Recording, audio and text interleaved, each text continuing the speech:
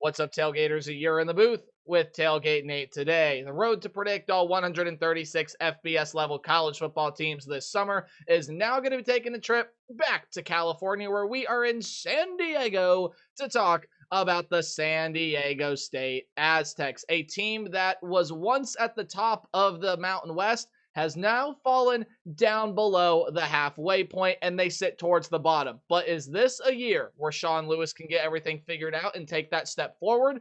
You'll have to find out in this video, which first off, thank you for clicking on the video and helping to support the channel. If you want to support the channel even further, go down below, hit that subscribe button, and you might as well ring the bell so you don't miss an upload for the rest of prediction season and for the entirety of the college football season. I am a sports media graduate delving into the professional world of the industry, and if all of you want to see the cool stuff I get up to while still being up to date what goes on in the very YouTube channel, please give me a follow on Twitter, Instagram, and you can feel free to even email me at tailgate829@gmail.com. I want to thank you all so much for supporting and interacting with me and the channel in whatever way you may be doing so. Mentioned his name earlier, Sean Lewis is coming over to this program, or I should say, has already come over to this program. He has been here now, and well, the Sean Lewis experiment really has not worked out quite yet. However, he is young, and last season only being his first year, there is a lot of room for this team to grow. Albeit, there are some ways in which this team has to exponentially improve from last season in order to make the jump back up to where they were under Brady Hoke for most of his tenure, up there competing for Mountain West Conference championships, or at very least being a really solid football club. This is still a team with a lot of good talent, ton of potential, but they do have to see some improvement now in year two of Sean Lewis. How do we do preview predictions on the channel? Well, we are going to go through a roster overview. Don't know why it changed, but okay, here you can see it. The offense is over here, the defense is over here, and at the end of the video, we'll go through the 2025 Aztec football schedule. I'll give it a game-by-game preview and prediction, and this video overall is going to tell all of you what I think about the Aztecs in 2025. Again, sorry for the premature changing of graphics, but you look right down below me, returning production numbers are according to ESPN, factoring in portal additions up to a certain percentage, and then what's more, your recruiting and transfer portal ranks for the class of 2025 are both according to 24/7 Sports. With all that said and done and out of the way, we kick it off with the offense and your OC, Matt Johnson, last year's starter at the quarterback position. His name last season was the likes of Danny O'Neal. He is now transferred over to the Wisconsin Badgers as a freshman last year.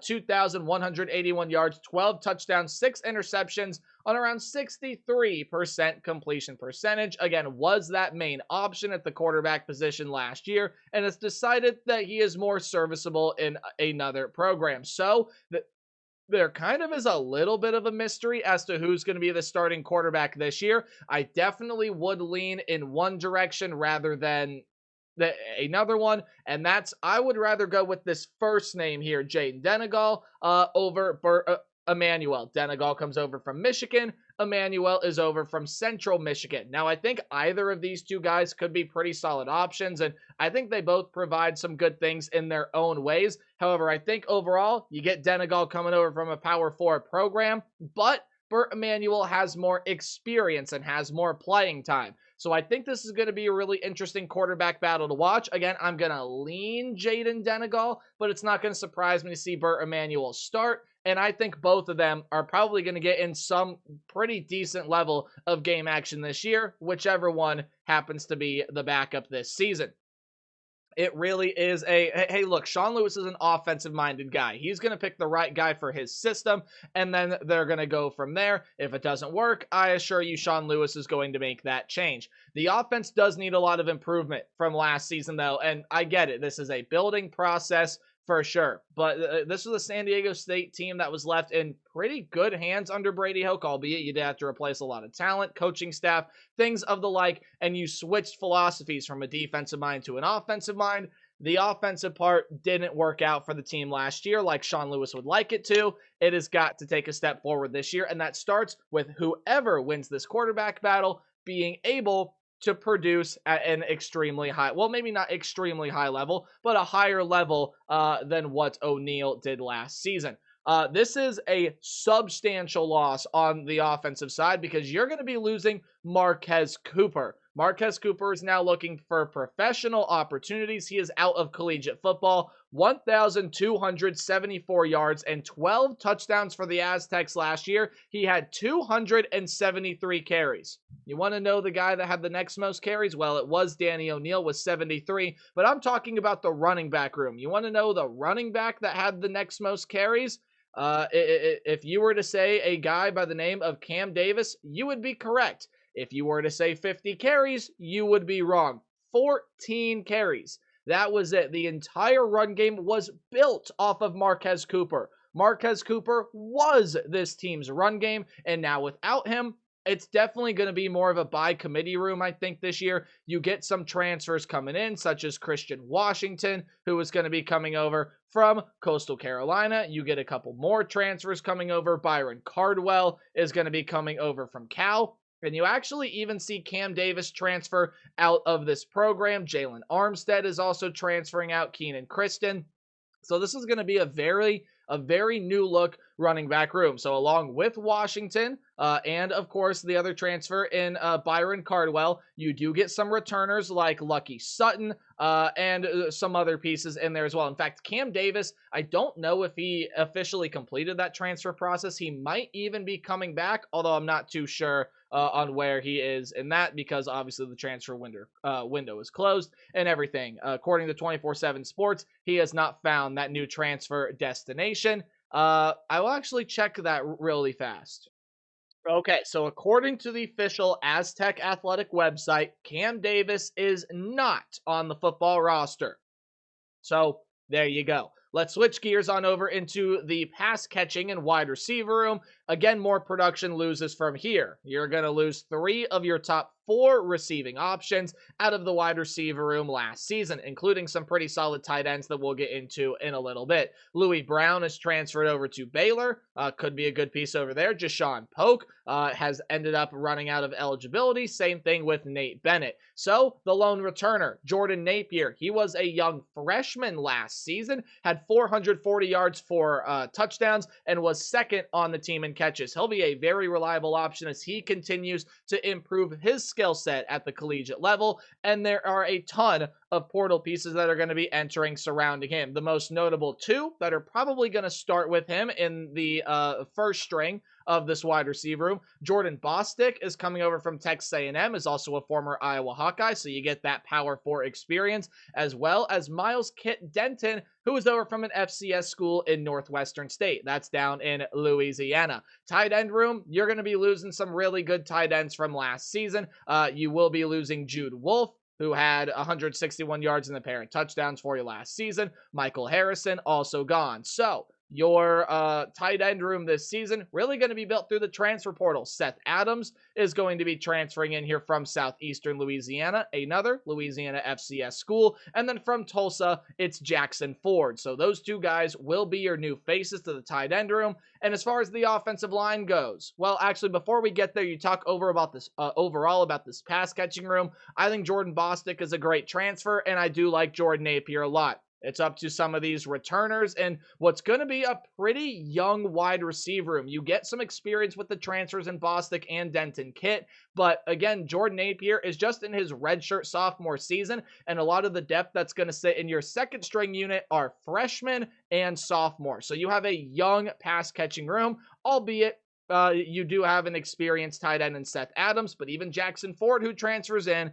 is also young. He redshirted at Tulsa last year. Onto the offensive line where 3 starters return and a transfer is going to enter in what a lot of people around Aztec land seem to think is a potentially promising year. Now, again, the offensive line had its struggles last season, but overall, really was not as bad as some of these stats are going to make them sound. 3.6 yards per carry on the ground, and then 31 sacks allowed. Obviously, all those numbers are going to have to improve, and obviously that run game also very dependent on what the running back room looks like. But all in all, for this offense, you're just replacing a ton of pieces, and there are so many questions and a lot of uncertainty.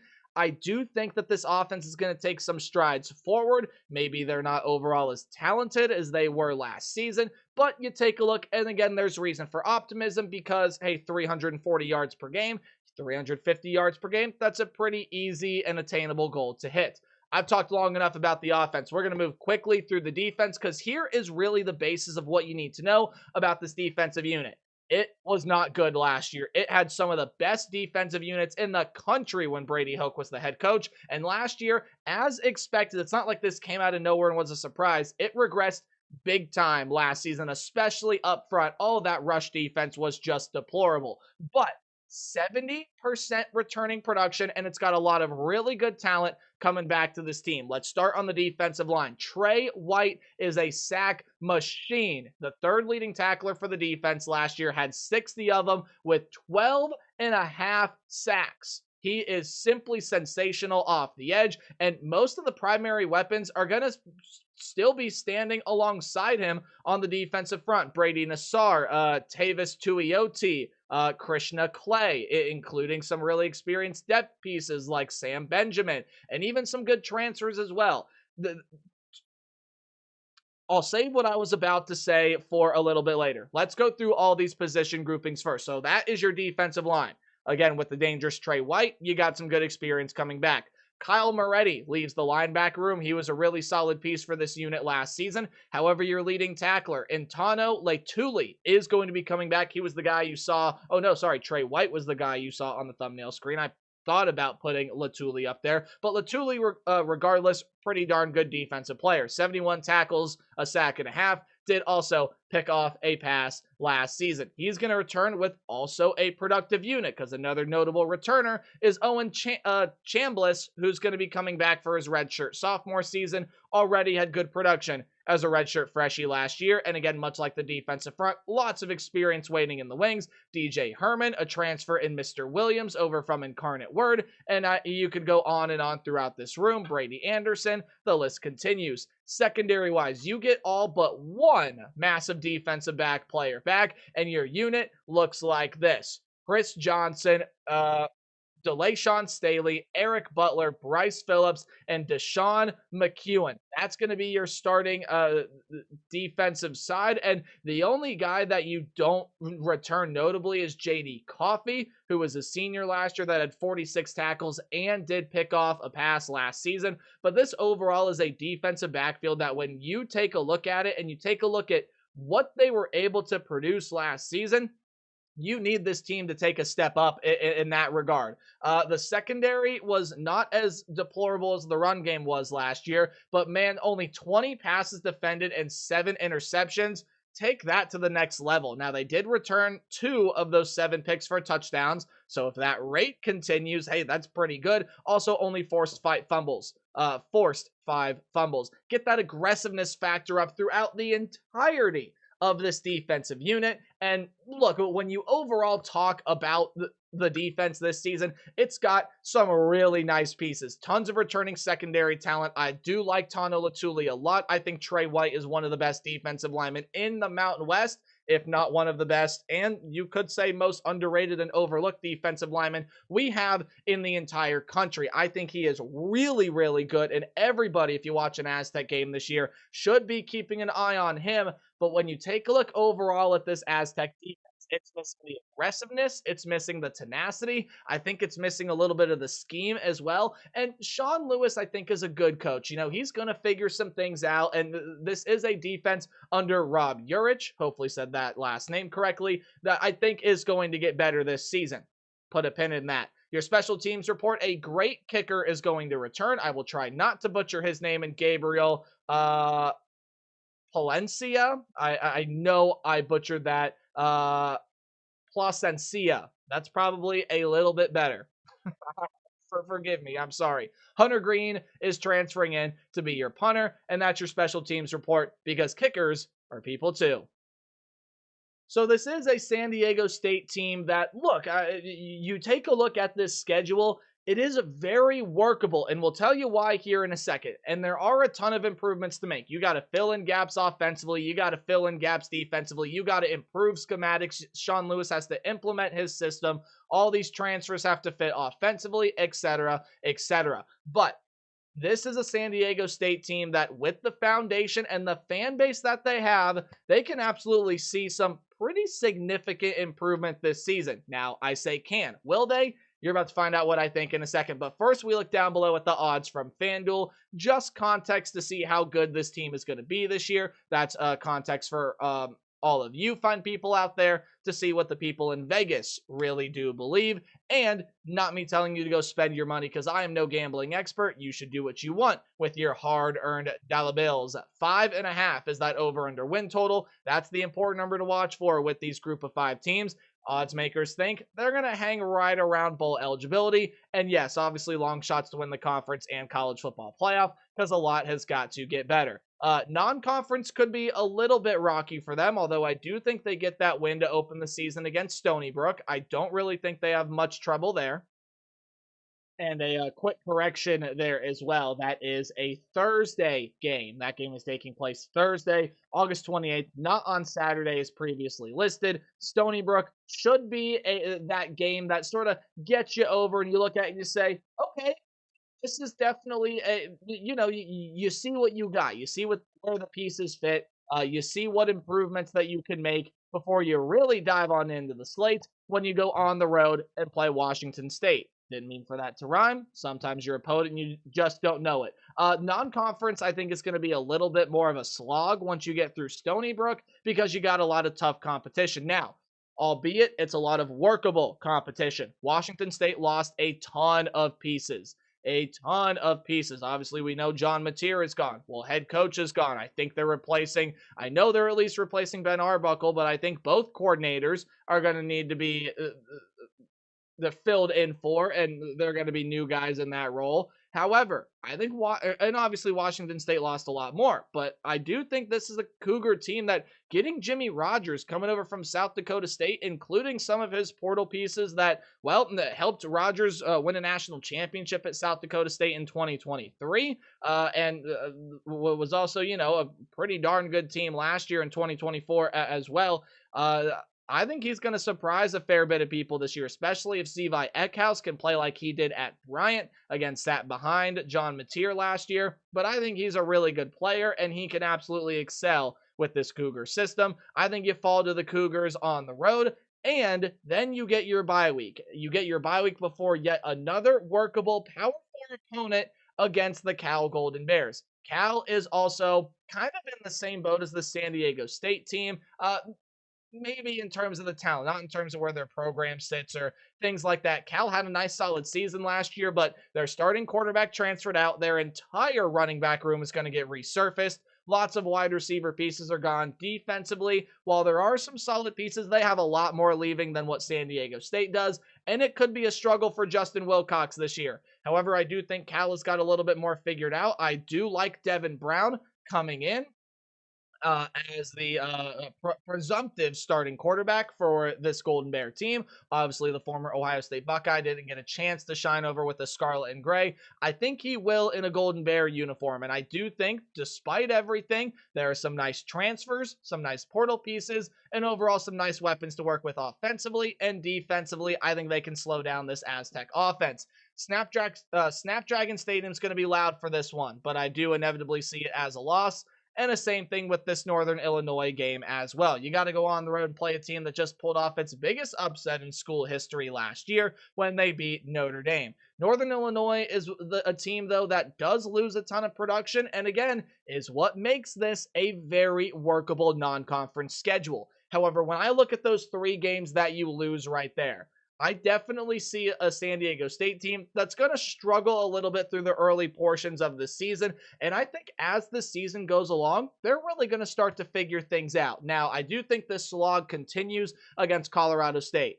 Even though the Rams don't have Torrey Horton, they still have Braden Fowler Nicolosi at the quarterback position. Lots of good defensive pieces will return to this team. And overall, Colorado State is still going to be really talented out of the Mountain West. And I think is definitely a team that can push to get in to the conference championship game. By the way, and I said I would mention this earlier and I forgot to before I predicted that Colorado State game. I think that's pretty simple to see that that's a loss there, though, as Jay Norvell has got that team looking pretty good entering this season. But when you take a look at the rest of this Mountain West schedule, you will notice there is no UNLV. Now, you do have to play Boise State.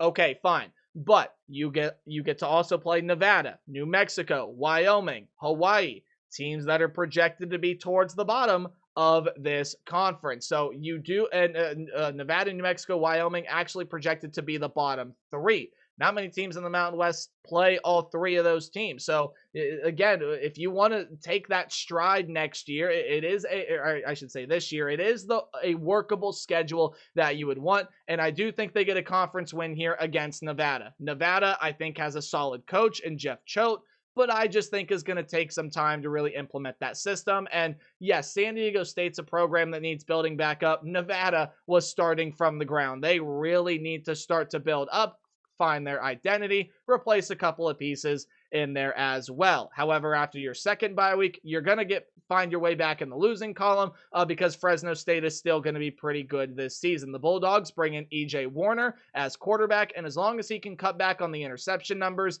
he is going to be magnificent. You return a lot of good pieces on both sides of the ball. Josiah Freeman, a notable returner at the wide receiver position. Corey Foreman, a notable returner on the defensive line in the defensive room with some good safety pieces.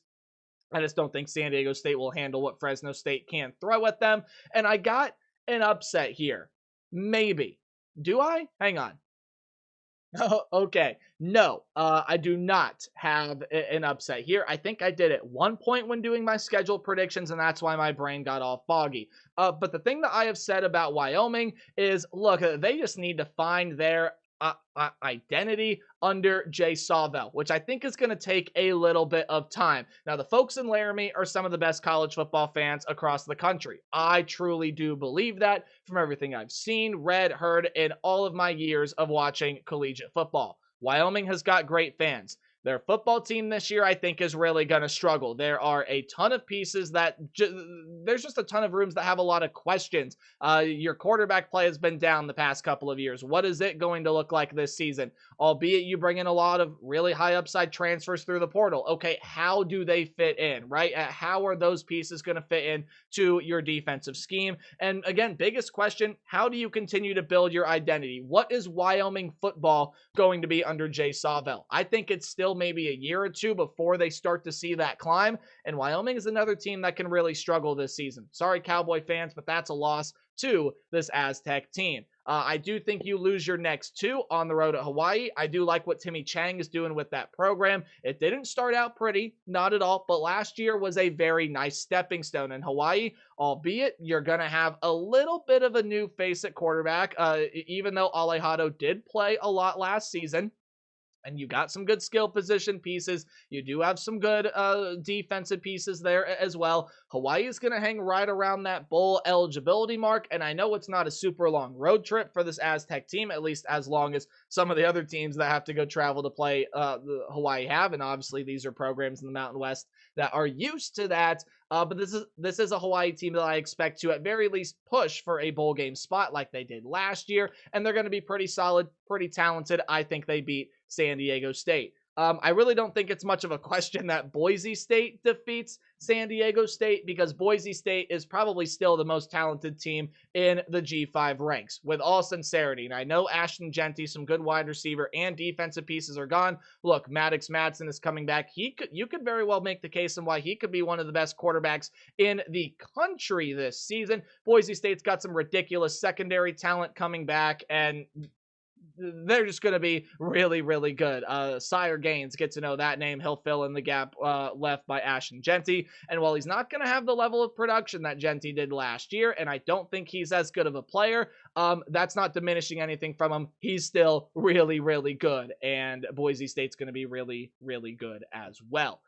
To round out this schedule, this is where the upset happens. But it is not in diminishing factor of San Diego State. It is in their benefit. I think there's a game where San Jose State trips up on their schedule this year, and this, to me, is the most likely one. At the end of the year, you're coming off a loss against Boise State that has shut you out from bowl eligibility, and now you have nothing to lose. San Jose State could be playing for a spot in the Mountain West Conference Championship at this point. Why not try to go and ruin that for them? Really no other reason here besides This is just a gut feeling game for me. I do think San Jose State is more talented. I think they got better pieces offensively, defensively, but this is college football. Sometimes the best team doesn't always win, but the better team will win here in the game against New Mexico. New Mexico lost a lot. Devin Dampier, offensive, defensive pieces. Head coach is gone. New Mexico is going to be starting from the ground up again this season. So overall, I do see some improvement.